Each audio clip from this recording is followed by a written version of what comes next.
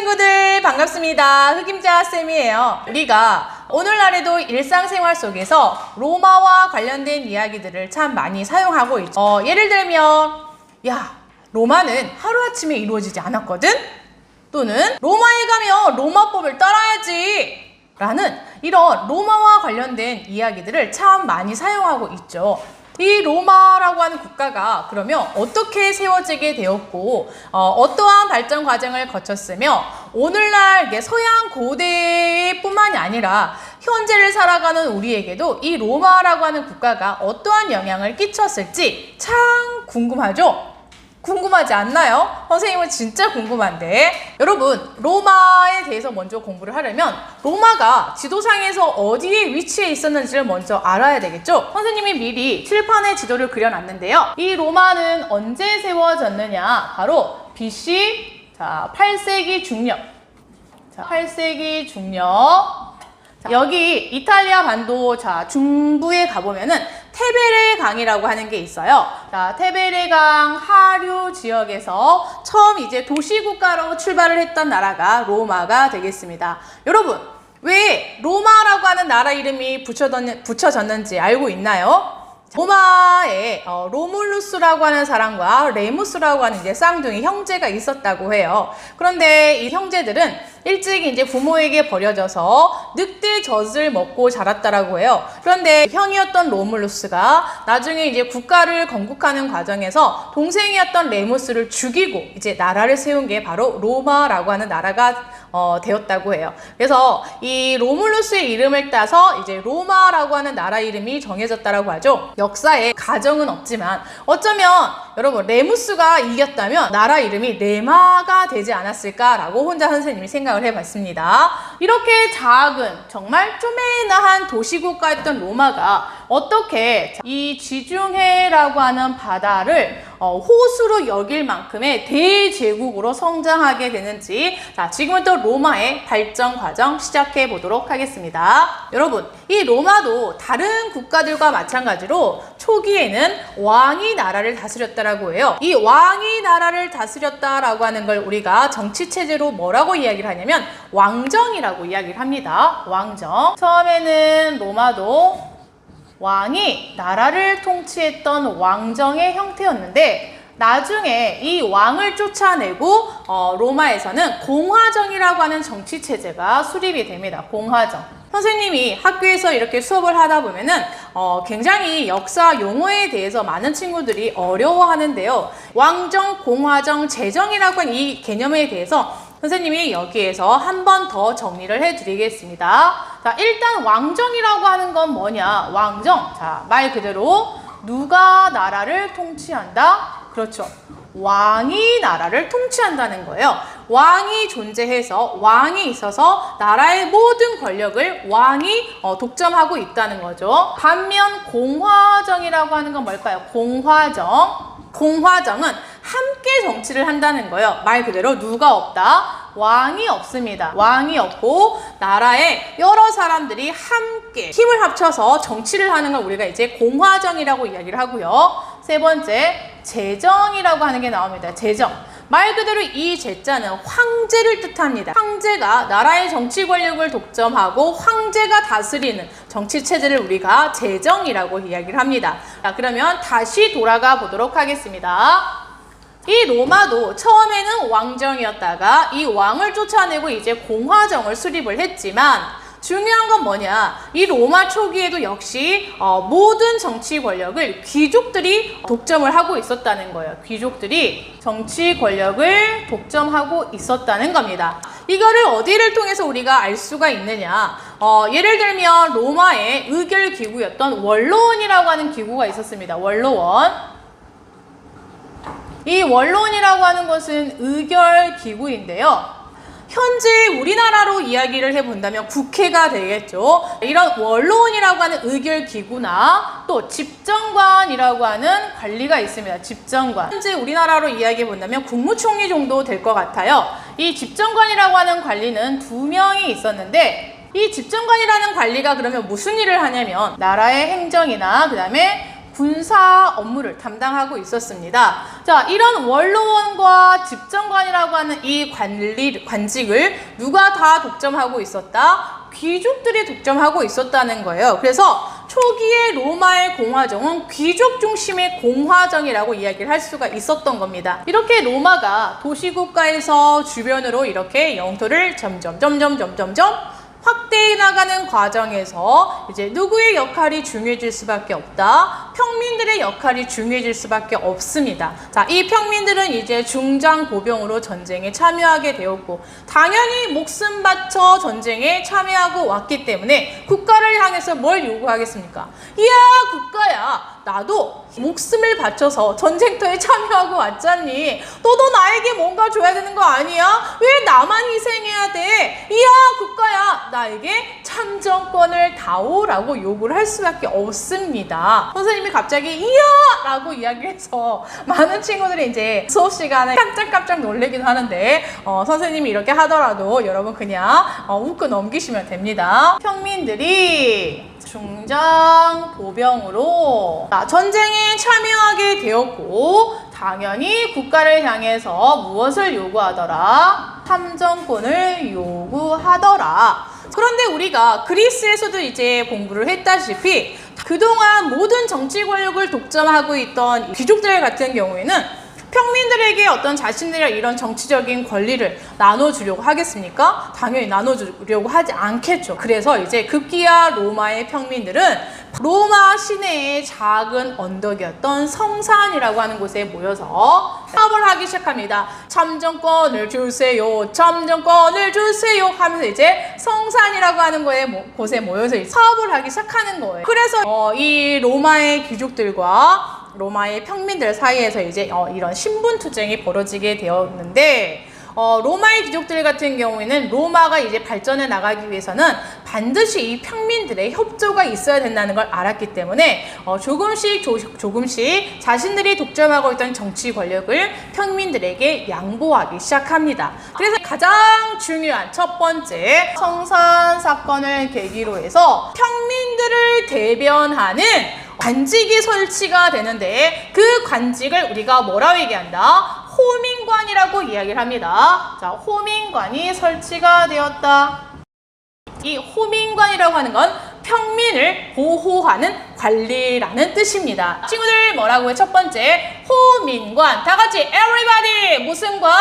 호민관. 알겠습니까? 이 호민관이라고 하는 이 관리는 평민을 대변하는 관직일 뿐만이 아니라 원로원의 어떤 결정을 거부할 수 있는 권한을 갖고 있었던 관리가 되겠습니다. 자, 그 다음 두 번째, 이 호민관이 만들어지고 나서 평민들의 권리는 점점 계속해서 이제 확대가 됩니다. 자, 그래서 이 호민관 다음에 만들어진 의결기구가 뭐냐면 평민회라고 하는 의결기구가 만들어지게 되었습니다. 여러분, 평민회는 뭐하고 똑같다? 원로원하고 똑같습니다. 원로원이 귀족들 중심이 되어서 운영이 된 의결기구라면 평민회는 평민 중심의 의결기구라는 거 알겠습니까? 이 평민회가 설치가 되었고 그 이후에 만들어진 게 뭐냐? 로마에서 법이 만들어지는데요. 로마 최초의 성문법이라고 할 수 있는 12표법이라고 하는 게 제정이 됩니다. 표법의 특징이 뭐냐면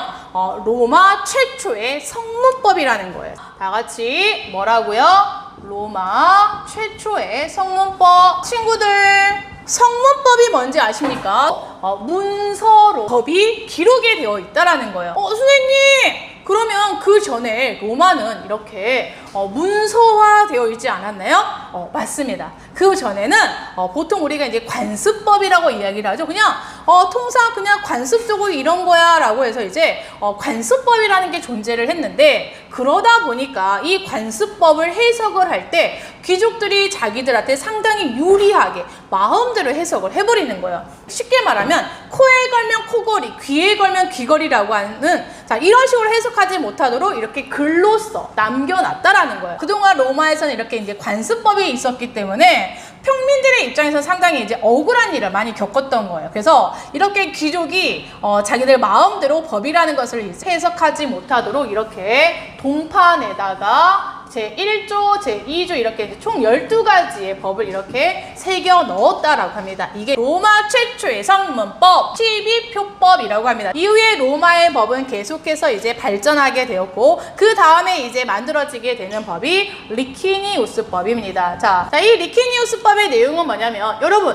저 앞에 내용 중에 집정관이 2명이 있다고 했는데 처음에는 이 집정관 2명을 다 누가 차지하고 있었다? 귀족이 차지하고 있었다고 했죠? 자, 그런데 리키니우스법은 집정관 중 1명은 이제 누가 된다? 집정관 중 1명은 평민 중에서 선출합니다. 평민 중에서 자, 선출한다라는 게 리키니우스법입니다. 그리고 이제 마지막으로 만들어지게 된 게 호르텐시우스법입니다. 호르텐시우스법. 호르텐시우스법은 뭐냐? 상당히 중요한 내용인데요. 자, 이 평민회의 결정이 바로 원로원의 승인 없이도 법으로서의 효력을 발휘한다라고 하는 게 호르텐시우스법입니다. 평민회의 결정이 원로원의 승인이 없어도 법으로서의 효력을 갖는다. 이게 바로 호르텐시우스 법이라고 하는 겁니다. 처음에 호민관, 그 다음 평민의 12표법, 리키니우스법, 호르텐시우스법을 통해서 평민들의 권리가 점차 확대가 되면서 로마는 정치적인 안정을 이루게 되었고 이런 정치적인 안정과 함께 자, 이제 로마는 본격적으로 이제 영토 확장에 나서겠죠. 그 결과 여기 지도로 다시 한번 가볼까요? 자, BC 270년에 드디어 자, 로마는 이 이탈리아 반도를 통일하게 되었습니다. 로마가 이렇게 점점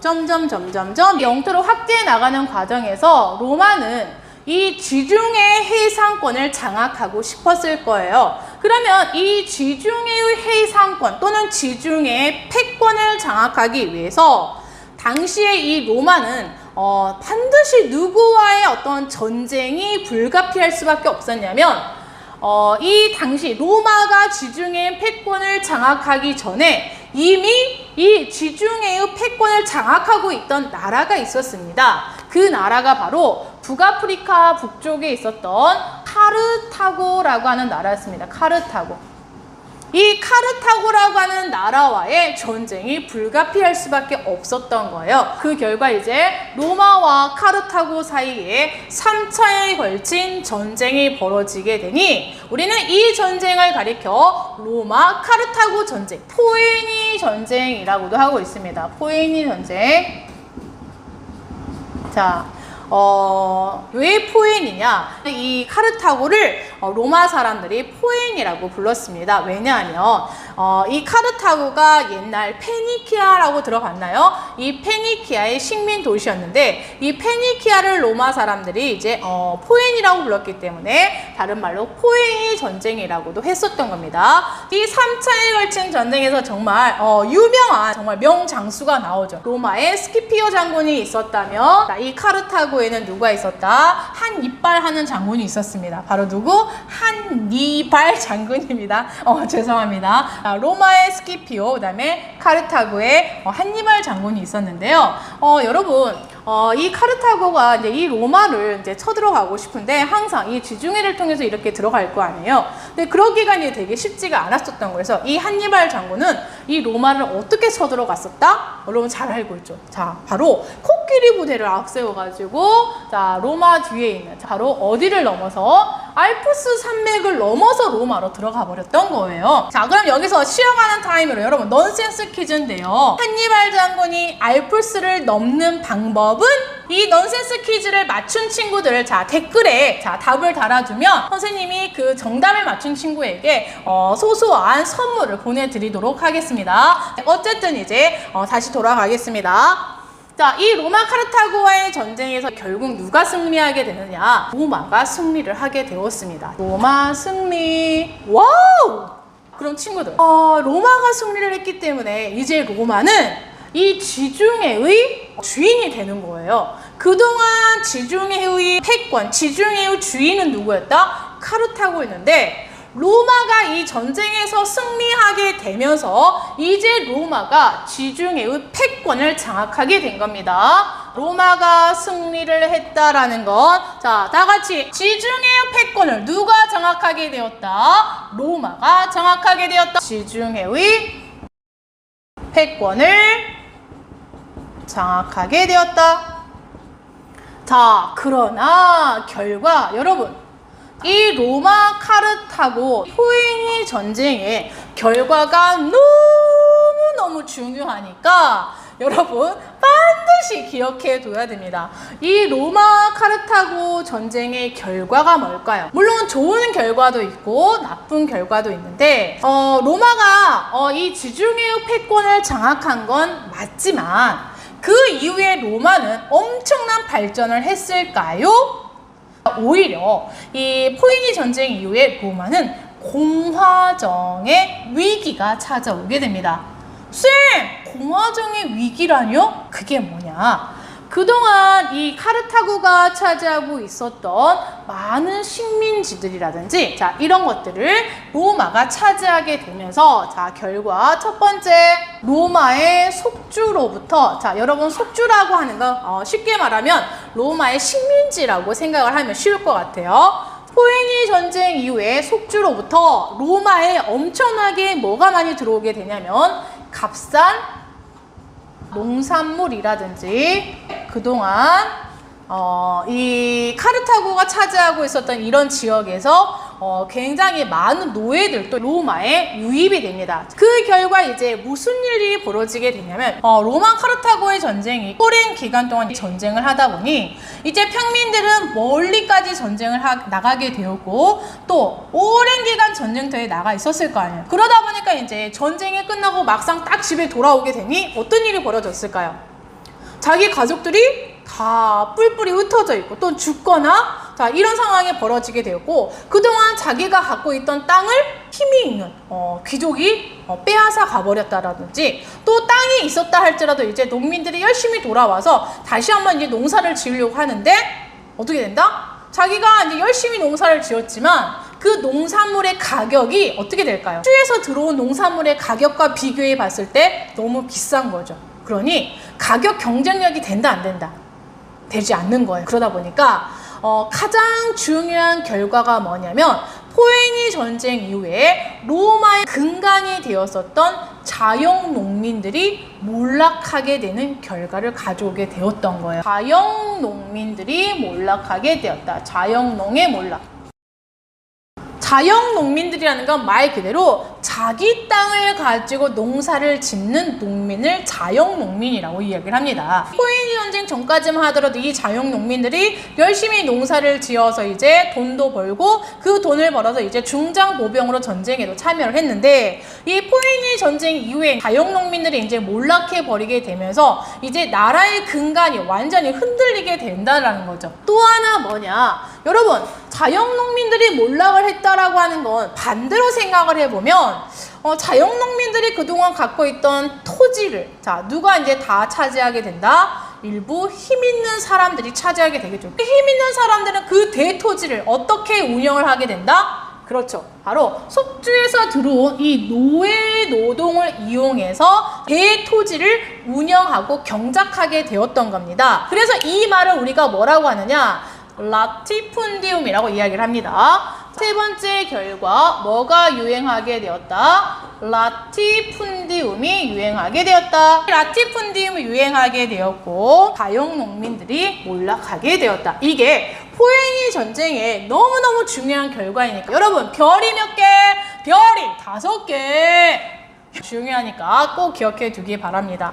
그럼 여러분 자영 농민들이 몰락을 했대요. 전쟁의 어떤 근간이자 뿌리였던 자영 농민들이 몰락한다는 건 이제 반대로 생각해보면 얘네들이 군대를 갈 수 없는 상황이 돼버렸기 때문에 군사력이 어떻게 될까요? 약해질 수밖에 없겠죠. 군사력이 약해지면 이민족들이 쳐들어왔을 때 로마를 지켜낼 수 없다는 걸 의미하잖아요. 그래서 나라가 강해지고 나라가 튼튼해지려면 반드시 누가 살아야 된다? 자영 농민들이 살아야 되는 거예요. 이러한 상황 속에서 이 자영 농민들을 살려보자라고 하면서 딴따라단따단따단 나타났던 사람이 누구다? 바로 호민관 출신이었던 그라쿠스 형제가 나타나게 됩니다. 누가 나타나게 되었다? 그라쿠스 형제가 나타나게 되었습니다. 그라쿠스 형제의 개혁. 그라쿠스 형제는 호민관 출신들이었습니다. 호민관 출신이기 때문에 평민들의 입장에서 개혁을 할 수밖에 없었던 거예요. 자, 누구를 육성하자? 자영농을 육성하자. 이 자영농이 몰락한 상황에서 공화정이 붕괴될 수밖에 없으니 그라쿠스 형제의 가장 중요한 개혁의 목적은 자영농을 육성하자. 그러면 어떻게 자영농을 육성할 수 있을까요? 조금 전에 자영농이 어떻게, 왜 무너지게 되었는지, 어떻게 몰락하게 되었는지 그 과정을 살펴보면 되잖아요. 자영농들은 원래 자기 땅을 갖고 있었던 사람이죠. 그런데 이 사람들이 이제 오랜 기간 동안 전쟁을 하고 오다 보니 자기 땅이 없어져 버리고 자기 땅을 빼앗겨 버리게 되고 이런 상황이 발생했잖아요. 그러면 이 자영농들이 갖고 있던 토지를 누가 다 가져가 버렸다? 귀족이라든지 이런 유력자들이 다 가져가 버리게 되었던 거죠. 자, 그러면 여러분 다시 한번 생각해 봅시다. 이 자영농을 살리려고 한다면 농민들이 뭘 갖게 해야 된다? 땅을 갖게 해야 되겠죠. 자, 그러면 농민들은 자기 땅이 없으니 귀족들이 갖고 있던 토지를 어떻게 하자? 재분배하자. 토지의 어떤 재분배라든지 어떤 토지 소유를 제한하는 방법을 통해서 자영농을 육성하자라고 외쳤던 사람들이 그라쿠스 형제가 되겠습니다.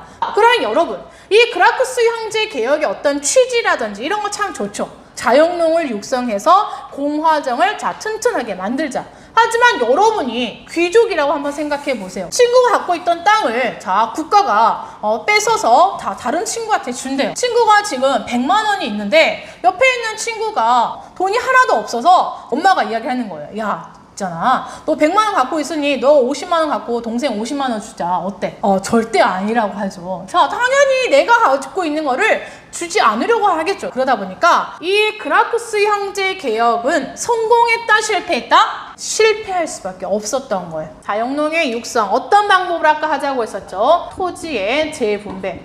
토지의 소유를 제한한다라든지 이런 식으로 자영농을 육성하자라고 이야기를 했지만 그 결과 누구의 반대로? 귀족의 반대로 실패하게 되었다. 그라쿠스 형제의 개혁이 실패했다라고 하는 건 지금 현재 로마가 안고 있는 이런 사회 문제를 해결했다, 못했다? 못했다라는 걸 의미하겠죠. 이게 실패했다라는 것. 그러면 사회가 빠른 속도로 어떻게 되겠습니까? 안정이 될까요? 이제 혼란이 계속해서 될까요? 그렇죠. 혼란해지겠죠. 사회는 계속해서 혼란해질 수밖에 없었고, 이런 상황 속에서 스파르타쿠스의 난이라고 하는 노예 반란도 있었습니다. 알겠습니까? 한마디로 지금 사회가 안정되지 못하고 이제 엄청난 혼란에 휩싸이게 된다라는 거예요. 사회가 혼란해지게 되었다. 그라쿠스 형제 개혁의 실패는 사회 혼란을 계속해서 초래하게 되었습니다. 그럼 사회가 항상 혼란하면, 여러분, 우리가 역사를 배우면 이제 거의 많은 친구들이 이제 이해를 할 거예요. 이런 혼란한 틈을 타서 꼭 누가 나타납니까? 힘이 있는 어떤 군사력을 갖고 있는 어떤 사람들이 등장을 해서 이제 권력을 차지하게 되죠. 로마도 마찬가지였어요. 이렇게 사회가 혼란해진 틈을 타서 군사적으로 이제 힘이 있는 군인 출신의 정치가들이 등장을 하게 되는데, 우리는 그거를 가리켜서 삼두정치라고 이야기를 합니다. BC 1세기 무렵에 삼두정치라고 하는 게 이제 등장을 하게 된다. 삼두정치. 친구들, 삼두 정치니까 머리가 몇 개 있다는 겁니까? 이 두자는 머리 두자예요. 그렇죠. 머리가 3개 있다라는 거예요. 한마디로 몇 명이서 이제 로마를 이끌어가게 된다? 3명의 힘이 있는 정치가들이 등장을 하게 된다는 거예요. 여러분, 이 로마의 삼두 정치는 1차 삼두 정치와 2차 삼두 정치가 있었는데, 일단 1차부터 살펴볼까요? 1차 삼두 정치의 주인공들, 첫 번째가 누구다? 카이사르. 여러분 잘 알고 있죠? 그 다음에 폼페이우스가 있었고요. 그 다음에 또 한 사람이 누구다?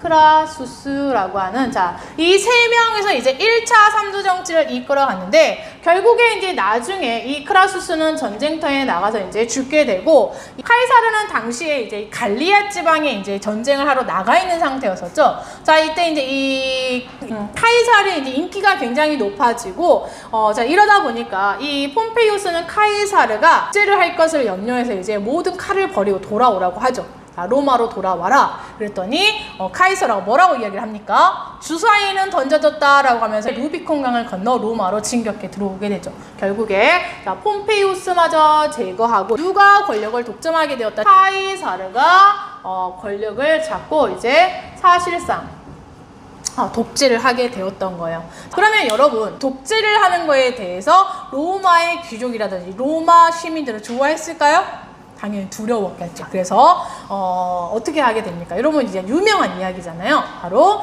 브루투스라는 사람, 입술이 부르튼 사람이 있어요. 브루투스, 미안합니다. 입술이 부르텄던, 자, 미안해요. 자, 다시 한번 브루투스라는 사람을 시켜서 이 카이사르를 암살하게 되었던 거죠. 카이사르는 결국에 브루투스에 의해서 암살당하게 되었고, 그 뒤를 이어서 이제 2차 삼두정치가 나타나게 되는데, 이 2차 삼두정치의 자, 주인공이 누구냐? 첫 번째는 옥타비아누스. 자, 옥타비아누스라고 하는 인물이 있었고요. 그 다음에 두 번째가 안토니우스.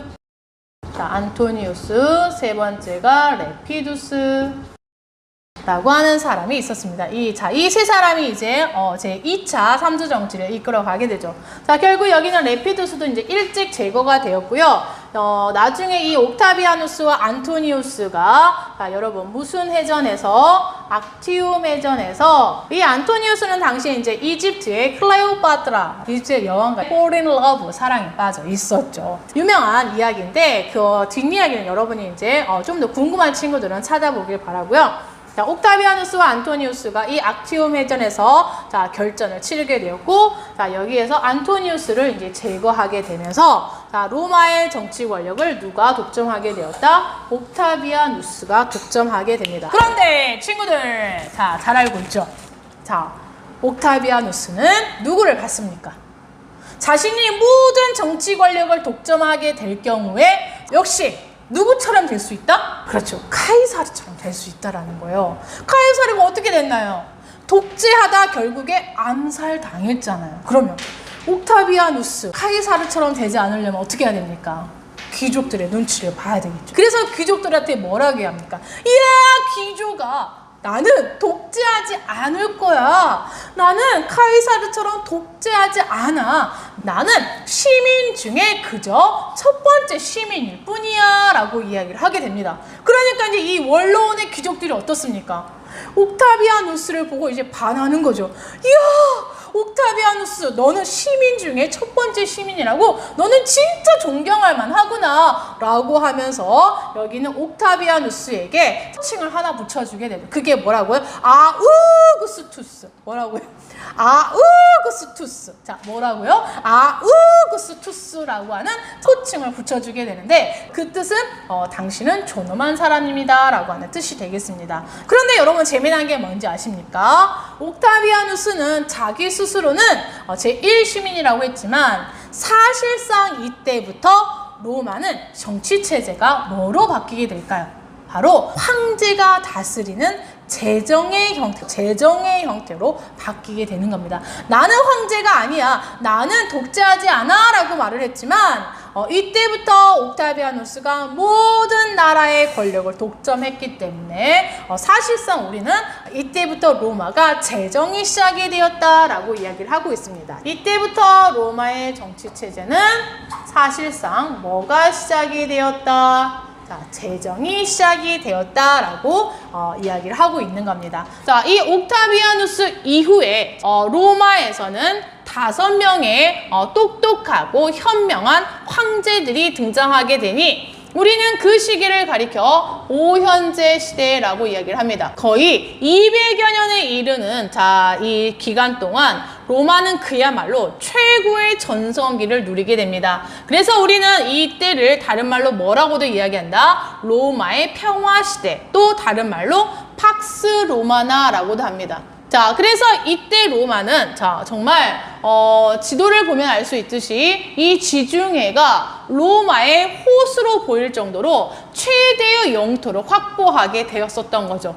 또 하나, 이 오현제 시대에 로마는 새롭게 정복한 지역의 사람들에게 시민권을 부여하면서 사회 통합을 도모했을 뿐만이 아니라 제국 곳곳을 연결하는 도로를 새롭게 정비하게 되고, 그래서 여러분 우리 그런 말 있잖아요. 모든 길은 어디로 통한다? 로마로 통한다라는 말이 이제 나올 수 있었던 거죠. 이렇게 제국 곳곳을 연결하는 도로를 정비하고 화폐와 도량형의 통일을 통해 정말 국제무역이 활발해졌던 시기가 바로 이 오현제 시대가 되겠습니다. 하지만 여러분, 우리가 항상 역사를 공부하다 보면은 최고의 전성기가 있으면 그 다음은 이제 쇠퇴기가 오게 되듯이 로마도 오현제 시대가 끝나고 이제 3세기가 이제 되게 되면 점차 쇠퇴의 길로 접어들게 됩니다. 왜 쇠퇴의 길로 접어들 수밖에 없었냐면 이때부터 이제 누가 황제가 되냐면 군인들이 황제가 됩니다. 우리는 그걸 가리켜 군인 황제 시대다라고 이야기를 하게 되고, 거의 50여 년 동안 20여 명의 황제가 교체가 됩니다. 그러니까 한 사람은 거의 한 2에서 3년 정도밖에 안 되는 굉장히 짧은 기간 동안 황제의 자리에 있었다라는 거죠. 그만큼 죽고 죽이는 이런 상황이 계속해서 반복이 되면서 로마는 극심한 혼란에 시달리게 되고, 또 하나 이때 이민족들의 침입도 굉장히 많아지게 됩니다. 이민족들의 침입. 게르만족이라든지 이런 이민족들의 침략이 많아지게 되면서 로마는 그야말로 이제 엄청난 혼란에 빠지게 되는 거예요. 엄청난 이제 쇠퇴의 길로 접어들고 있게 됩니다. 이런 상황에서 무너져가는 로마를 쇠퇴해가는 로마를 다시 한번 일으켜 세워보겠다라고 하면서 등장하게 되는 3명의 황제가 있다는 거예요. 첫 번째 황제가 바로 누구다? 바로 디오클레티아누스 황제가 되겠습니다. 이 디오클레티아누스 황제 같은 경우는 무너져가는 로마를 어떻게 다시 한번 일으켜 세우고자 노력을 했었냐면, 일단 로마 제국의 영토가 너무나 크다 보니 이 제국을 크게 4개로 나누게 됩니다. 자, 제국을 4분할을 하게 됩니다. 제국을 4분할해서 그러니까 예를 들면 이런 거죠. 로마라고 하는 국가가 영토가 이렇게 있을 때 이거를 크게 이렇게 4개로 나누어서 황제와 부황제 이렇게 4명을 두어서 각각 통치하게 했습니다. 또 하나, 동방의 전제 군주제 수용을 통해 황제의 권한을 강화시키고자 노력을 하기도 했었습니다. 자, 이 디오클레티아누스 황제 다음에 또 등장을 했던 황제가 있는데요. 자, 그 황제는 굉장히 중요하니까 여러분 꼭 기억해 둬야 됩니다. 자, 그 황제의 이름이 누구다? 바로 콘스탄티누스 대제가 되겠습니다. 이 콘스탄티누스 대제 같은 경우에는 로마의 중흥을 위해서 제일 먼저 수도를 옮깁니다. 수도를 천도했다. 그러면 어디에서 어디로 옮겼을까요? 여러분 여기 지도를 한번 봐주시겠습니까? 로마를 다시 이제 어디로 옮기게 되냐면 콘스탄티노폴리스라고 하는 곳으로 이렇게 옮기게 됩니다. 수도를 옮기게 됩니다. 자, 다시 정리해 볼까요? 어디에서 어디로 옮겼다? 로마에서 자신의 이름을 딴 거죠. 콘스탄티노폴리스로 옮기게 됩니다. 또 하나, 사회 통합을 위해서 그동안 로마에서 황제 숭배를 거부한다는 이유로 굉장히 박해를 받고 있었던 크리스트교를 드디어 공인하게 됩니다. 313년 밀라노 칙령을 통해 크리스트교를 공인해 주었습니다. 이렇게 공인했다라고 하는 건 무슨 말입니까? 이제 크리스트교를 믿어도 좋다라는 거죠. 국가에서 인정을 했다라는 거죠. 자, 그래서 이렇게 수도를 천도하고 크리스트교 공인을 통해서 쇠퇴해가고 있는 로마를 다시 한번 일으켜 세우고자 노력했었던 자, 황제 바로 콘스탄티누스 대제가 있었고요. 자, 마지막으로 누가 있었냐면 바로 테오도시우스 황제가 있었습니다. 서양사를 공부하다 보면은 많은 친구들이 어려워하는 것 중에 하나가 이렇게 이름이 굉장히 어렵잖아요. 콘스탄티누스 대제, 또 테오도시우스 황제, 디오클레티아누스 황제. 자, 이러다 보니까 많은 친구들이 이렇게 이름에서부터 이제 벌써 굉장히 거부감이 들고 너무너무 어렵다라고 이제 이야기를 하는데, 친구들 그냥 테오도시우스 황제가 내 남친이다라고 또는 한번 생각해 보세요. 내 남친. 내 남친의 이름이 테오도시우스예요. 얼마나 이름이 쫙쫙 붙습니까? 자, 여러분, 그러니 어떻게 해서든지 여러분 나름의 방법을 찾아서 조금 익숙해지려고 하는 노력을 했으면 좋겠습니다. 자, 이 테오도시우스 황제 때는 크리스트교를 국교화시킵니다. 크리스트교를 국교화시켰다. 무슨 말인지 알죠? 국교화는 이제 나라의 종교가 되었다라는 거죠. 하지만 테오도시우스 황제가 죽은 이후에 사후라고 하겠죠. 로마는 동로마와 서로마로 분열이 됩니다. 로마가 분열이 되었다.